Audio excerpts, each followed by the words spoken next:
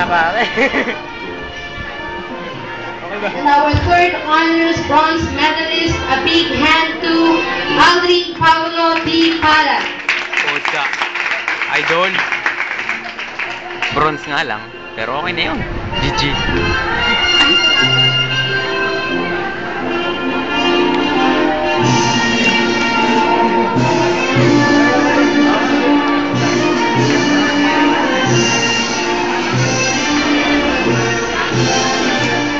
He is a fourth placer in editorial writing in Filipino Division Schools Press Conference.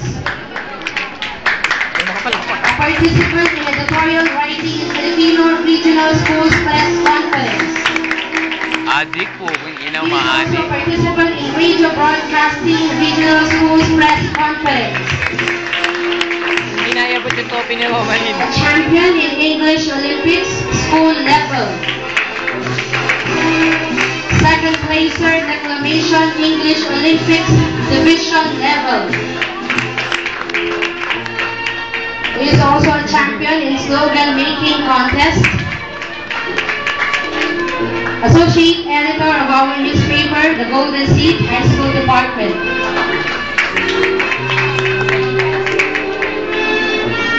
Champion Scrabble High School Boys Sports Fest 2007-2008.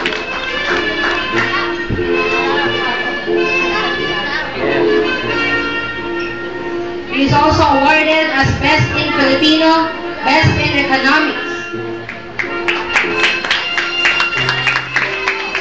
He will also receive a Leadership Awardee and a Loyalty Awardee Gold Medalist. Oo, laki nun. Bigat nun. Aside from those, he will also receive a certificate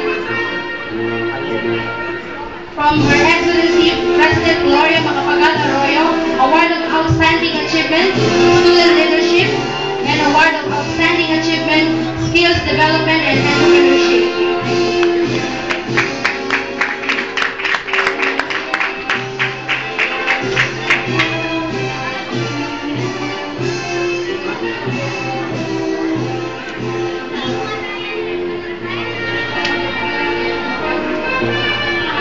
Nahirapan na. Asawa ako. Big time. And our salutatorian silver medalist, a big hand to Faith Alexandra C. Navoa.